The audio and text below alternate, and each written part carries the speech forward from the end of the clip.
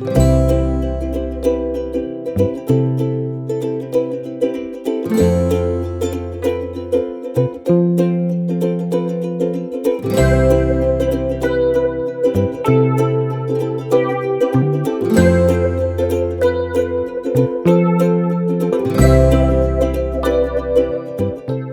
दर्शकों, आप सभी का स्वागत है दूरदर्शन के कार्यक्रम खेल जगत में। दोस्तों, आज के इस कार्यक्रम को और ज़्यादा खास बनाने के लिए हम आज आप पहुँचे हैं शिमला के ऐतिहासिक रिज मैदान के पास स्थित इंदिरा गांधी खेल परिसर मैदान में। दोस्तों, अगर इस खेल परिसर की मैदान की विशेषताओं की बात की जाए तो ये इकलौता शिमला का इंडोर खेल स्टेडियम है जहाँ पर एक से ज़्यादा अधिक खेलों की जो फैसिलिटीज़ है और कोचिंग यहाँ दी जाती हैं। तो आज किस कार्यक्रम में हम जानेंगे कि किस किस तरह की जो फैसिलिटीज़ है इस स्टेडियम में दी जाती है और हम प्रयास करेंगे एक छोटा सा और प्यारा सा जो टूर है आपको इस स्टेडियम का दिया जाए।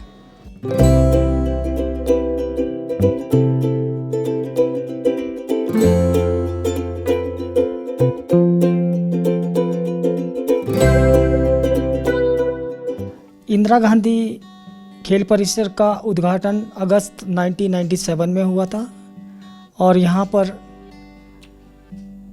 विभिन्न प्रकार की खेल गतिविधियों को करवाया जाता है, जिसमें badminton, table tennis, boxing, taekwondo, karate, judo and gym, volleyball और शूटिंग गेम्स यहाँ पर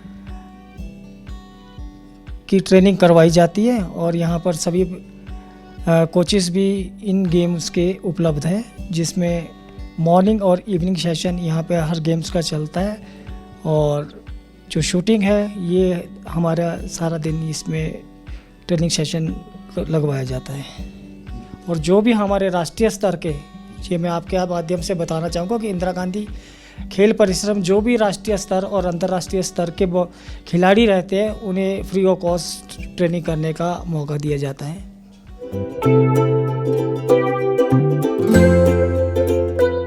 तो दोस्तों, अब हम पहुँचे हैं जूडो के मैदान में और हमारे साथ मौजूद है संजय कुमार जी, जो कि काफ़ी लंबे अरसे से यहाँ पर बच्चों को जूडो सिखा रहे हैं। संजय जी, आपका बहुत बहुत स्वागत है हमारे आज के इस कार्यक्रम में। संजय जी, कार्यक्रम में सबसे पहले मैं आपसे ये जानना चाहूँगा कि थोड़े से अगर हम इतिहास की बात करें जूडो की, तो किस तरह का इसका इतिहास रहा है और किस तरह का ये खेल है, इसके बारे में थोड़ा सा हमारे दर्शकों को विस्तार में बताएं। जूडो जो है जैपनीज मार्शल आर्ट है। इसकी शुरुआत 1882 में जापान में हुई थी। तो फादर ऑफ जूडो डॉक्टर जिगारो का इसके फाउंडर है, तो उन्होंने जापान में जूडो शुरू की थी 1882 में। तो जो जूडो जो है ये जैपनीज मार्शल आर्ट है, जिसमें थ्रोइंग और ग्रैपलिंग टेक्निक से हम ओपोनेंट को मतलब मैदान में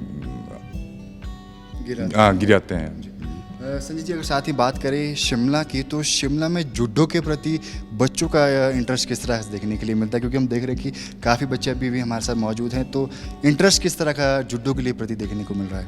नहीं, खेल के प्रति, सभी गेमों के प्रति बहुत बढ़िया इंटरेस्ट है बच्चों का, रुझान है। और जूडो के लिए भी बहुत बढ़िया रुझान है। थोड़ा से बच्चे, अब जैसे आजकल की मैं बात करूं, जैसे पेपर लगे हैं या थोड़ा ठंड का मौसम भी है, तो उस वजह से थोड़ा सा बच्चे मतलब नहीं आ पाते हैं और थोड़े दूर दराज जगह से भी आते हैं बच्चे, तो उस वजह से बाकी रुझान बहुत बढ़िया है बच्चों का जूडो के प्रति अपने। साथ ही अगर हम बात करें ट्रेनिंग की, टाइमिंग की, तो यहाँ पे ट्रेनिंग की टाइमिंग किस तरह की रहती है? अगर किसी बच्चे को यहाँ पे सीखने आना है जूडो को, तो किस समय उसको आना बेहतर रहेगा? आजकल सर्दियों में जो ट्रेनिंग का टाइम रहता है, जो मॉर्निंग सेशन होता है वो 7 से 10 का रहता है और इवनिंग सेशन 3 बजे से 6:30 तक का रहता है। साथ ही बात करें अगर हम इवेंट्स की, तो यहाँ पर किस किस तरह के जो इवेंट्स हैं जूडो को लेकर कराए जाते हैं, उसके बारे में थोड़ा सा हमारे दर्शकों को बताएं। हमारा जो इवेंट रहता है डिस्ट्रिक्ट लेवल से लेके आपका बच्चा फिर राष्ट्रीय स्तर तक सिलेक्ट होता है। इसमें अलग अलग कैटेगरी में, जैसे सब जूनियर, फिर कैडेट, जूनियर और सीनियर, 4 अलग अलग एज कैटेगरी में हमारे टूर्नामेंट होते हैं। और हमारी जो ये गेम स्कूलों में भी इंट्रोड्यूस है, स्कूलों में भी खेली जाती है और अलग अलग एज कैटेगरी और वेट कैटेगरी के हिसाब से हमारी ये गेम होती है। जूडो जो है स्टैंडिंग से शुरू होती है, ठीक है। जूडो में आपका थ्रोइंग टेक्निक और ग्रैपलिंग टेक्निक से हम ओपोनेंट को हराते हैं इसमें। तो जूडो जो है स्टैंडिंग से शुरू होती है। इसमें सेम एज और सेम वेट कैटेगरी के हिसाब से हमारा कंपटीशन होता है। जो सबसे पहला जो रूल है, same as same weight category. और जूडो जो है स्टैंडिंग से शुरू होती है। जूडो जो है जैपनीज मार्शल आर्ट है जिसमें थ्रोइंग और ग्रैपलिंग टेक्निक से हम अपने ओपोनेंट को हराने की कोशिश करते हैं इसमें। तो इसमें अब जैसे नागेबाजा थ्रोइंग टेक्निक, ठीक है ना, चलो बेटा थ्रोइंग। जैसे ये ओगोशी हिप टेक्निक, आप करो बेटा, आप करो।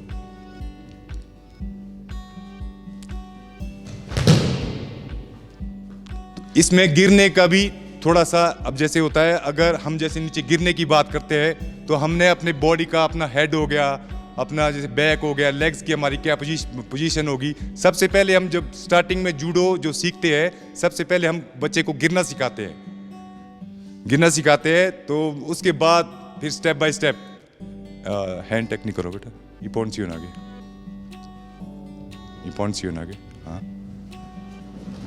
जूडो में हम ओपोनेंट को 3 तरीके से गिराते हैं। हैंड टेक्निक जो अभी की, फिर हिप टेक्निक, ओगोशी, हिप को जापानीज उसमें गोशी बोलते हैं, हिप टेक्निक। तीसरा लेग टेक्निक, ओसोतोगारी करनी बेटा, ओसोतोगारी। तो इसमें गिरने के क्या होते हैं, इसमें पॉइंट्स होते हैं कि अब जिस हिसाब से जैसे कुश्ती में होता है, कुश्ती में गिरने के भाई उसकी पीठ, जब मैं ओपोनेंट को नीचे गिरा रहा हूं, मेरा उसके ऊपर कितना कंट्रोल है, उसकी बैक कितनी नीचे लगी। अगर ये पूरी बैक नीचे लग जाती है तो ओपोनेंट 1 सेकंड में भी जीत सकता है। तो फिर इसके छोटे स्कोर होते हैं, यूको, बाजारी, इपोन। तो हमारा गेम फिर नीचे नेबाजा में जाता है। स्टैंडिंग से शुरू होकर नेबाजा में हम होल्ड, लॉक और चोक की टेक्निक होती है हमारी।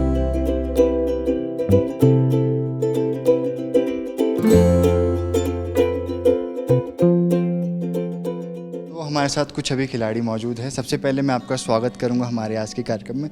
तो सबसे पहले मैं चाहूँगा कि आप अपने बारे में थोड़ा सा हमारे दर्शकों को बताएं।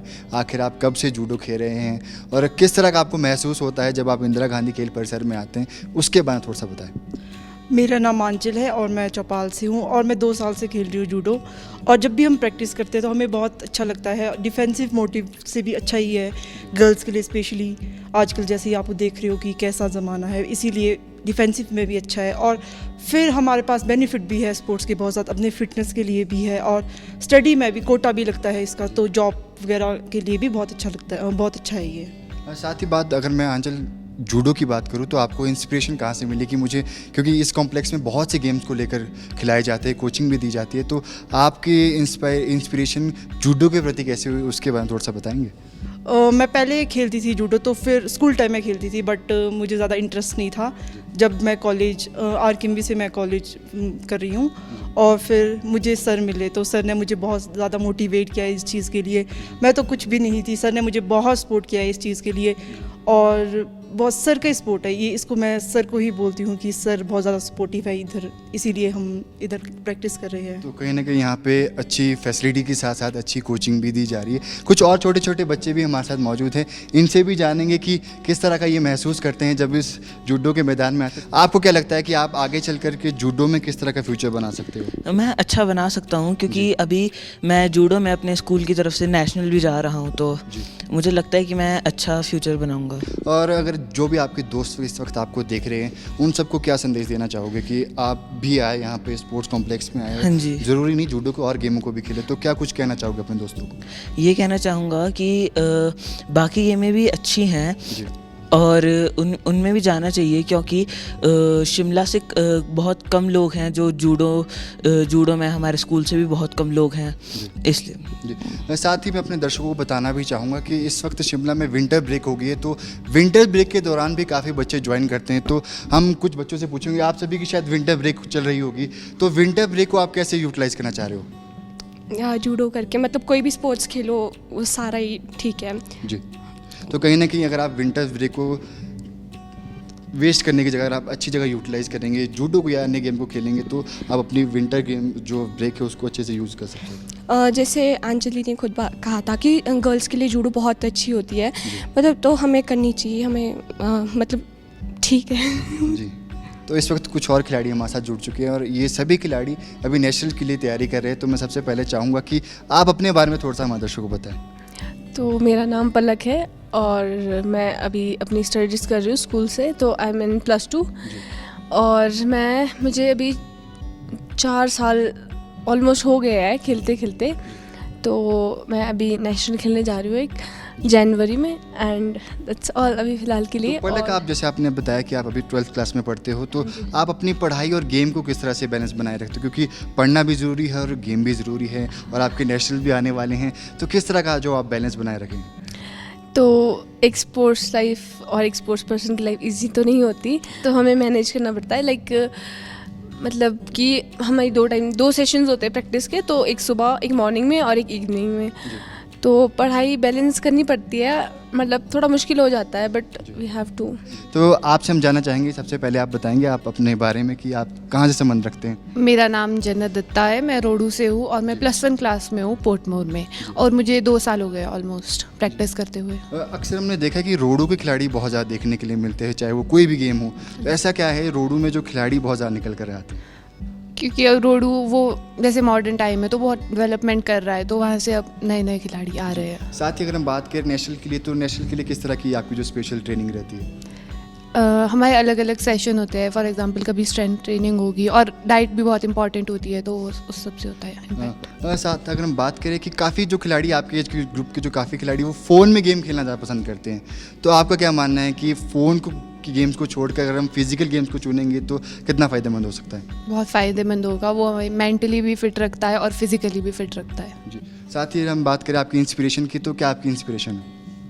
मुझे भी बहुत आगे तक जाना है, जैसे ओलंपिक्स में इंडिया को रिप्रेजेंट करना, और उसके लिए बहुत हार्ड वर्क करना पड़ता है। तो आई होप और हम उम्मीद भी करेंगे कि आने वाले समय में आप ना केवल हमारे प्रदेश का, हमारे देश का नाम भी रोशन करें।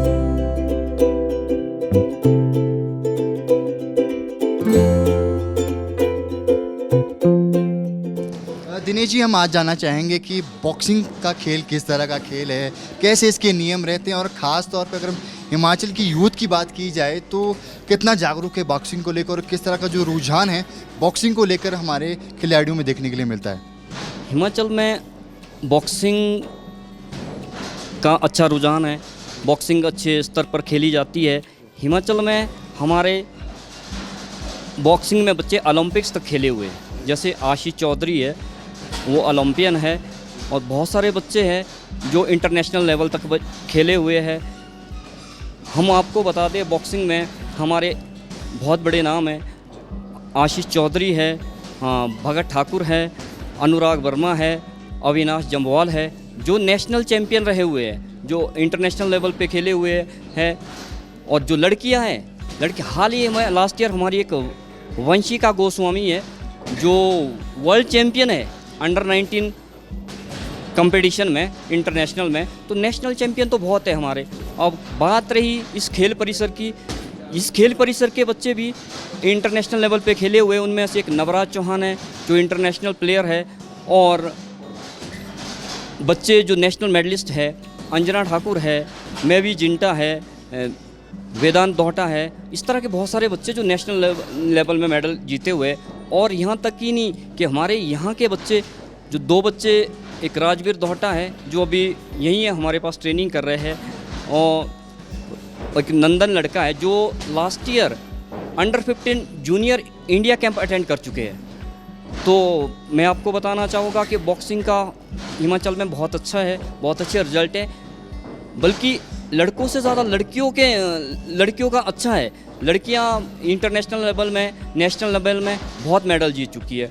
जैसे आप शिमला है, किन्नौर है, हमारा सुंदरनगर मंडी है, कांगड़ा है, हर डिस्ट्रिक्ट में बॉक्सिंग का अच्छा है। मैं आपको बताना चाहूँगा, बॉक्सिंग में तीन तरह के पंच होता है। एक स्टेट, इसको हम स्टेट पंच बोलते हैं, ये हमारा अपर कट है, ये हुक। बॉक्सिंग में 3 तरह का पंच होता है।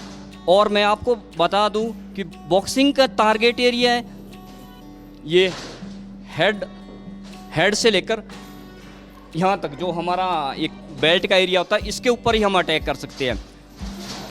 और आप जो हमारी ये बेल्ट है इसके नीचे हम नहीं मार सकते हैं, इसके नीचे फॉल है। हाँ, जो बेल्ट से नीचे मारना एक फॉल है। हम बेल्ट के ऊपर मार सकते, ना हम बॉक्सिंग में किक मार सकते हैं, ना बॉक्सिंग में हम पुश कर सकते। हम ये पुश करना अलाउड नहीं है, बॉक्सिंग में किक मारना ये भी अलाउड नहीं है। और जो थोड़ा बॉक्सिंग में एक स्कोरिंग है, स्कोरिंग की बात करते हैं। बॉक्सिंग में स्कोरिंग है, जो हमारा एक टारगेट है, टारगेट जो ये हमारा टारगेट है, ये टारगेट है। इसमें टारगेट में फोर्स के साथ बिना किसी रुकावट से टारगेट पे फोर्स के साथ बिना किसी रुकावट से जो मुक्का लगता है उसको वो स्कोरिंग ब्लो है। मुक्का यहाँ लगता है, पंच यहाँ लगता है, चाहे यहाँ लगता है, एक पंच का एक स्कोर है। कोई ऐसा नहीं है कि भी आप यहाँ कोई स्कोर अलग है, यहाँ कोई जो ये हमारा टारगेट एरिया है, बॉक्सर का टारगेट एरिया होता है ये वाला, इसमें एक पंच का एक स्कोर, वो भी फोर्स के साथ बिना किसी रुकावट से। जो हमारा गार्ड है, ये लड़का बताएगा भी, गार्ड में मुक्का मारो, ये स्कोर नहीं है, स्कोर नहीं है। माले हाँ, माले 1 2 मार। जो ये अगर पंच आपके गार्ड पे लगता है तो उसका कोई भी स्कोर नहीं है। अगर मुक्का बिना, अब थोड़ा गार्ड छोड़ दूं, हाँ, जो बिना रुकावट से टारगेट पे मुक्का फोर्सफुली लगता है ये स्कोर है। बिना रुकावट से टारगेट में फोर्सफुली मुक्का लगता है ये स्कोर है। तो आपको मैं बताना चाहूँगा, ये जो दोनों प्लेयर है ये नेशनल मेडलिस्ट है और ये दोनों लड़कों ने इंडिया कैंप अटेंड किया हुआ है।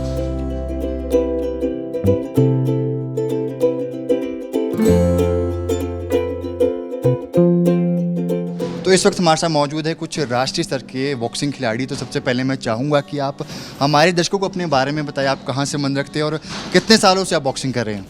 मेरा नाम अथर्वनंदन है और मैं अभी 15 साल का हूँ। मैंने बॉक्सिंग 3 साल पहले शुरू की थी और मैं नेशनल लेवल प्लेयर रह चुका हूँ और साल के शुरुआत में मैंने अभी इंडिया कैंप भी लगाया था। बॉक्सिंग बहुत ताकत वाला खेल है, इसमें ताकत की बहुत ज़रूरत होती है। यहाँ निरंतर प्रैक्टिस करते हुए ताकत आई जाती है। तो कहीं ना कहीं प्रैक्टिस बहुत ज़्यादा ज़रूरत है। अथर्व जी, एक और मैं सवाल से आपसे पूछना चाहूँगा कि आपका रुझान बॉक्सिंग की तरफ जो इंटरेस्ट है आखिर क्यों गया और कैसे, कब आपको लगा कि मुझे बॉक्सिंग की शुरुआत करनी चाहिए? जब से मैं छोटा था मुझे कॉम्बैट स्पोर्ट्स में बहुत इंटरेस्ट था। मैं बचपन से फाइटें देखता था तो मेरे को बॉक्सिंग में इंटरेस्ट आया। तो कहीं ना कहीं अन्य खिलाड़ी को देखकर आपका इंटरेस्ट हुआ। तो एक और खिलाड़ी हमारे साथ मौजूद है। सबसे पहले मैं आपको चाहूँगा कि आप हमारे दर्शकों को अपना नाम बताएं और आप कहाँ से संबंध रखते हैं। मेरा नाम राजवीर धोटा है, मैं सुनले गांव से जुब्बल क्षेत्र का रहने वाला हूँ। और आप कितने सालों से बॉक्सिंग कर रहे हैं और कैसे आपको लगा कि मुझे भी बॉक्सिंग के प्रति जाना चाहिए, कैसे आपका इंटरेस्ट हुआ उसके? मैं बॉक्सिंग पिछले 4 साल से खेल रहा हूँ और मेरा इसके प्रति इंटरेस्ट इसलिए हुआ क्योंकि मैं एक स्पोर्ट्समैन फैमिली से बिलोंग करता हूँ। मेरे घर में सारी इंटरनेशनल स्पोर्ट्समैन रह चुके हैं और मेरे को बचपन से कॉम्बैट स्पोर्ट्स खेलने का शौक है, तो मैंने बॉक्सिंग चूज़ की। मैं ये एक और सवाल आपसे पूछना चाहूँगा कि अक्सर जब हम बॉक्सिंग के बारे में देखते हैं, खेलते हैं, तो बॉक्सिंग में काफ़ी ज़्यादा पावर और स्टेमिना की ज़रूरत रहती है। तो कैसे आप अपने अंदर की स्ट्रेंथ को लेकर आते हैं और कैसे अपने जो स्टेमिना को आप बढ़ाते हैं, उसके लिए किस किस तरह के जो आपके प्रयास रहते हैं? हमारी बॉक्सिंग में 2 टाइम की ट्रेनिंग होती है, मॉर्निंग और इवनिंग सेशन। तो मॉर्निंग में हम लोग ड्रिल्स करते हैं, स्ट्रेंथ ड्रिल्स, स्टेमिना के लिए भी ट्रेनिंग करते हैं। तो कंटिन्यू ट्रेनिंग मांगता है, फिर आपकी स्ट्रेंथ भी बिल्ट होगी और स्टेमिना भी। तो मतलब डेली ट्रेनिंग करनी ज़रूरी है, मतलब आपको कोई भी ट्रेनिंग के बीच में गैप लेना नहीं होगा। तो इस वक्त कुछ महिला खिलाड़ी भी हमारे साथ मौजूद हैं, इनसे जानेंगे कि आखिर इनकी शुरुआत बॉक्सिंग के प्रति कैसे हुई और क्यों महिलाओं के लिए बॉक्सिंग फ़ायदेमंद हो सकता है। तो सबसे पहले मैं चाहूँगा कि आप हमारे तमाम दर्शकों को अपने बारे में बताइए, आप कहाँ से संबंध रखते हैं? नमस्कार सर, मेरा नाम भूमिका है। मैं नेरवा के न्यूल टिकरी गांव से बिलोंग करती हूँ। मैं 3 साल से बॉक्सिंग कर रही हूँ और मैंने स्कूली नेशनल में ब्रॉन्ज़ मेडल लिया है और 2 नेशनल पार्टिसिपेशन है मेरे पास। और मैं सोचती हूँ कि लड़कियों को बॉक्सिंग करनी चाहिए, सेल्फ़ डिफेंस के लिए भी काम आती है और कॉन्फिडेंस आता है बहुत ज़्यादा जब हम खेलते हैं। इंडिविजुअल गेम है तो कॉन्फिडेंस आता है, अकेले खेल रहे हैं, ट्रेनिंग कर रहे हैं और फिटनेस भी ज़रूरी होती है आजकल बहुत ज़्यादा। पढ़ाई के साथ साथ गेम के लिए किस तरह से आप टाइम निकालते हैं, उसके बारे में थोड़ा सा हमारे दर्शकों को बताएं। सर पढ़ाई हो जाती है सर, सुबह ट्रेनिंग, शाम को ट्रेनिंग, दिन को पढ़ लेते हैं, ट्रेनिंग के बाद पढ़ लेते हैं, हो जाता है। बाकी पढ़ना पड़ता है ऐसे तो। कहीं ना कहीं बैलेंस बनाना बहुत ज़रूरी है। और अपने आप को आप आने वाले समय में कहाँ देखना चाहते हैं और क्या आपका जो ड्रीम है, आप अपने प्रदेश या देश के लिए किस तरह से खेलना चाहते हैं? सर मेरा फ़िलहाल तो नेशनल चैम्पियन बनना है सर, और मैं चाहती हूँ मैं इंडिया रिप्रेजेंट करूँ आने वाले टाइम में। हाँ जी सर। और हम उम्मीद भी करते हैं आप आने वाले समय में हमारे प्रदेश व देश के लिए मेडल लेके आए। तो एक और छोटी सी खिलाड़ी हमारे साथ मौजूद है, तो मैं चाहूँगा कि आप हमारे दर्शकों को अपना नाम बताएं और कैसे आपका इंटरेस्ट बॉक्सिंग के प्रति हुआ उसके बारे में बताएं। मेरा नाम वृष्टि है जी। और मेरा इंटरेस्ट मेरे पेरेंट्स ने लाया था बॉक्सिंग में। मेरी सिस्टर ने और मेरे ब्रदर ने। मम्मी मान रहे थे बट पापा ने मना दिया। तो कैसे कन्विंस किया, क्योंकि कहीं ना कहीं इसमें चोटें बहुत ज़्यादा लगती हैं और लड़के डरती भी है, तो आपने अपने अंदर का डर कैसे निकाला कि मुझे बॉक्सिंग से डरना नहीं है, जीतना है, उसके बारे में थोड़ा सा दर्शकों को बताएं। पहले मेरे को लगता था बट मेरे कोच ने मेरा डर खुला दिया फाइट करवा के, और इस कारण मेरा डर खुल गया। और मेरे मम्मी बोल रहे थे कि इसमें नोज़ टूट जाता है, तो फिर पापा बोलते कुछ नहीं होगा, जो होगा देखा जाएगा। तो इस वक्त और कुछ छोटे छोटे खिलाड़ी हमारे साथ मौजूद हैं और उनसे जानेंगे कि किस तरह का अनुभव इनका यहाँ पे आके रहता है, कैसा ये महसूस करते हैं जब ये बॉक्सिंग रिंग के पास आते हैं। तो सबसे पहले मैं चाहूँगा कि आप हमारे तमाम दर्शकों को अपने बारे में बताएं। मेरा नाम ऐशना है और मैंने अभी रिसेंटली ज्वाइन करा है 1-2 हफ्ते पहले।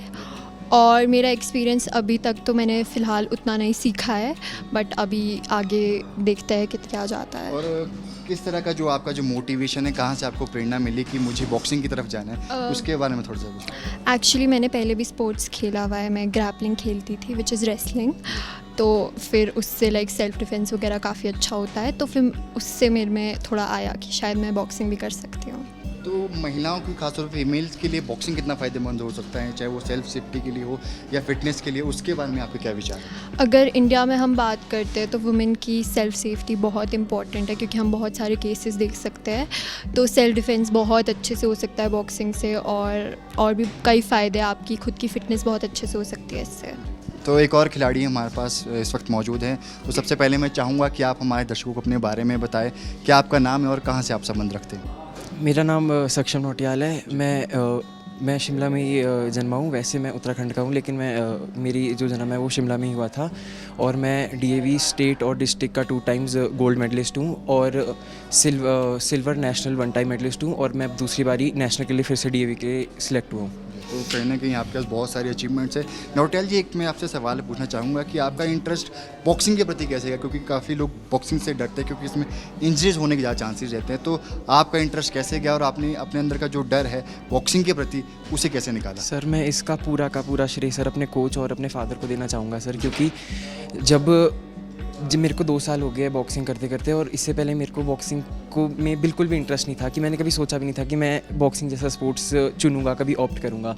लेकिन मेरे फादर ने मेरे को इंस्पिरेशन दी कि एक बारी बॉक्सिंग ट्राई करके देख, सेहत के लिए अच्छा है, क्या कहते हैं, सेल्फ डिफेंस है, और सबसे बड़ी बात इस स्पोर्ट्स से ज़्यादा कॉन्फिडेंस किसी में बिल्ड नहीं हो सकता। दर्शकों, हम अपने आज के एपिसोड के अंतिम पड़ाव में आ चुके हैं और आज के एपिसोड में हमने जाना कि आखिर किस तरह का इतिहास रहा है इस इंदिरा गांधी खेल परिसर का और किस तरह की जो सुविधाएं इस खेल परिसर में दी जाती हैं। और दर्शकों, इस एक एपिसोड में बहुत से खेलों को दिखाना हमारे लिए मुश्किल हो जाता है। हमारी फिर मुलाकात होगी एक अगले एपिसोड में और अन्य खेलों के से जुड़ी हम बातें करेंगे, उनके बारे में जानेंगे कि आखिर कैसे उन्हें खेला जाता है और किस तरह से स्पोर्ट्स कॉम्प्लेक्स में उसके बारे में कोचिंग दी जाती है। तब तक के लिए हम आपसे इजाज़त चाहते हैं। जय हिंद, जय हिमाचल।